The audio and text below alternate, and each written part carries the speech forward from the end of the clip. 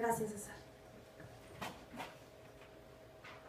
Lo que quiero compartir con ustedes son algunos ejemplos de textos en soportes alternativos cuya materialidad y cuyo contexto, tanto de producción como de recepción, nos invitan a extender nuestro concepto de textualidad y a concebirlos como obras iconotextuales, híbridas, que apuntan a una construcción de significado a partir de la suma de todos los elementos que las componen, tanto visuales como discursivos. En el capítulo titulado The Painting Literature Analogy de su libro The Colors of Rhetoric, Wendy Steiner señala dos loci classici en la analogía entre pintura y poesía, como metonimias de artes visuales y literatura que podemos ubicar en el panorama de la crítica interdisciplinaria. El primero de ellos es el atribuido a Simónides de Ceos, en cuanto a que la pintura es poesía muda y la poesía pintura que habla. No obstante, Simónides no había sido el único en plantear una idea semejante. El poeta latino Quinto Horacio Flaco ya había definido la pintura como un poema sin palabras. Molesto de que se definiera la pintura a partir de la poesía, Leonardo da Vinci invirtió la frase y planteó que si la pintura era poesía muda, entonces la poesía debía ser pintura ciega. Los esfuerzos por vincular a la poesía con la pintura han sido muy diversos desde entonces. Prueba de ello es el bellísimo libro de más de 600 páginas, Poésie et Peinture, cuyo título es un juego de palabras con los sufijos de poésie, poesía, y peinture, pintura, intercambiados. Este libro, publicado en 1993, es el catálogo de una de las exposiciones de poesía visual más importantes que se han hecho en Europa, organizada en el Centre de la Vieille Charité, en Marsella, en ese mismo año. A través de esta discusión por saber cuál de estas dos manifestaciones artísticas era superior, se llega al segundo locus classicus que señala Steiner, el famoso y ya varias veces mencionado en este foro, Ut Pictura Poesis, de Horacio, quien unió a la pintura y a la poesía en un mismo nivel, al afirmar que la poesía es como la pintura, porque ambas tienen como sujetos la realidad y ambas tienen limitaciones en su adecuación mimética a esa realidad. Un argumento más que vale la pena visitar, que también ya se ha mencionado aquí, en este sentido, es el de la diferencia entre artes espaciales y artes temporales. En 1776, en su célebre La Conte, Doris Lessing formula una teoría semiótica de la diferencia entre las artes visuales y la literatura. Pintura y poesía, es decir, visualidad y escritura, afirma Lessing, se sirven de medios o signos completamente distintos para imitar la realidad. Mientras que la primera utiliza figuras y colores distribuidos en el espacio, la segunda emplea sonidos articulados que van sucediéndose a lo largo del tiempo. Esta necesidad de plantear a nivel teórico la vinculación entre pintura y poesía, o entre imagen y palabra, podríamos decir, ha sido llevada a la práctica en innumerables obras de todas las tradiciones culturales a lo largo de la historia. Como podemos ver aquí, en este dibujo de Taikan Mohu de 1827, y en esta obra surrealista de Joan Miró de 1925, en la que leemos "Este es el color de mis sueños". A lo largo del siglo XX, de muy diversas formas, la literatura, y particularmente la poesía, fue estableciendo vínculos con las artes visuales.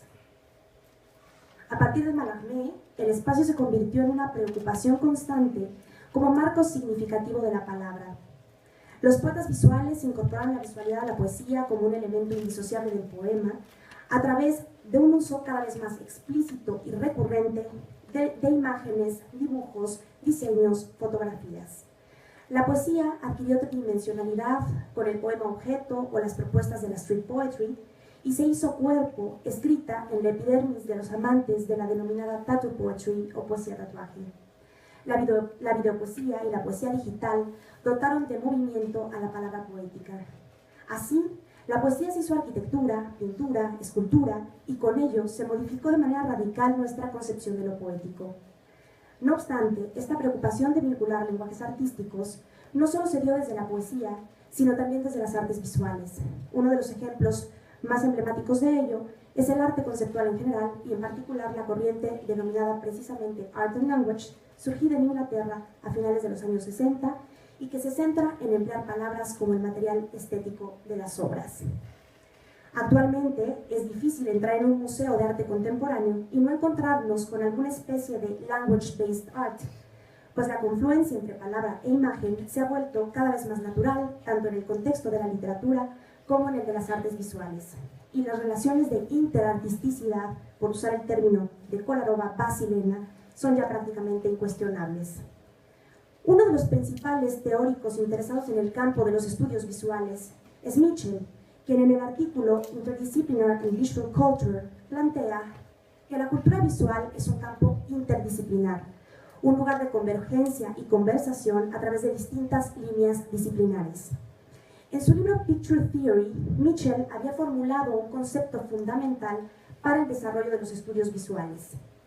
Tras cuestionar el giro lingüístico, tal como había sido expuesto por Richard Rorty, e incluso el giro semiótico propuesto por Norman Bison y Mike Ball, por considerar que esos modelos de textualidad reducían el estudio del arte y las formas culturales y sociales a una cuestión de discurso y de lenguaje, Mitchell apostó por el giro de la imagen, lo que él denominó pictorial turn, que ha sido traducido como giro pictórico o giro pictural, un cambio epistemológico que lo llevó a proponer una transformación de la historia del arte en una historia de las imágenes con énfasis en el lado social de lo visual. A continuación, me centraré en plantear algunos ejemplos de poesía en soportes alternativos a la luz de lo que podríamos, pues, denominar el giro iconotextual. Antes de empezar con los ejemplos, quisiera señalar que con soportes alternativos me refiero a los espacios de inscripción textual, temporales o permanentes que no son el papel, en tanto medio de fijación prototípico del texto y que, dada la multiplicidad de formas y materiales, generan nuevas prácticas de lectura y de escritura, así como experiencias estéticas híbridas. Las obras plenamente iconotextuales son aquellas en las que lo visual y lo textual, la imagen y la palabra, se encuentran fundidos en un todo que no podría funcionar de manera desarticulada. Ninguno de los dos aspectos es prescindible ni ornamental. Ambos son indispensables para la configuración de sentido. De este modo, la sintaxis lingüística, discursiva, se une a la sintaxis de los elementos visuales para generar un tercer plano de articulación sintáctica que es el de la sintaxis iconotextual.